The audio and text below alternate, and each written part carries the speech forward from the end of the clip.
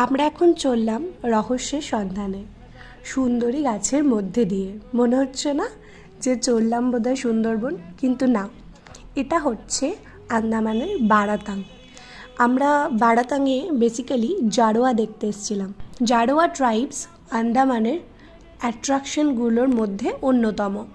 তো আমরা লাকিলি অনেকগুলোই জারোয়া ট্রাইবস দেখতে পেয়েছি, কিন্তু যাদের সাথে ফটো তোলা বা কথা বলা স্ট্রিক্টলি বারণ। তো বারাতাংয়ে এসে আমি একটা অদ্ভুত আর অতি সুন্দর জিনিস দেখতে পেয়েছি, যেটা হচ্ছে লাইমস্টোন কেভ। যেটা এই কেভটা পুরোটাই ছিল চুনাপাথর অর্থাৎ লাইমস্টোন দিয়ে তৈরি।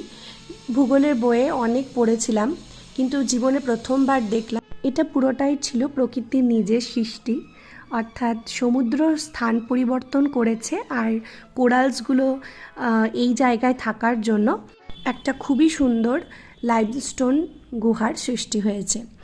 কিন্তু বর্তমানে পর্যটকের এত ভিড় যে এই জায়গাগুলো কিন্তু অনেকটাই নষ্ট হয়ে যাচ্ছে।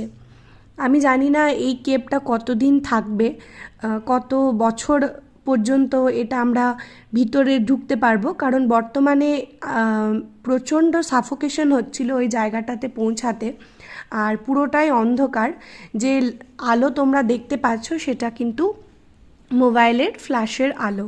তো এটা আমার কাছে একটা অসাধারণ এক্সপিরিয়েন্স।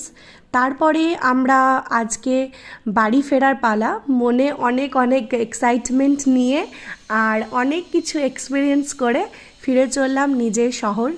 তো এই আন্দামান একটা অদ্ভুত জায়গা মনের মধ্যে সৃষ্টি করে নিয়েছে অলরেডি, এই স্মৃতি রয়ে যাবে। আর এই পুরো সিরিজটা তোমাদের কেমন লেগেছে অবশ্যই জানিও। তোমরাও পারলে একবার আন্দামান অবশ্যই ভিজিট করো। তো চলে এসেছি প্রাণের শহর কলকাতায়, আবার দেখা হবে।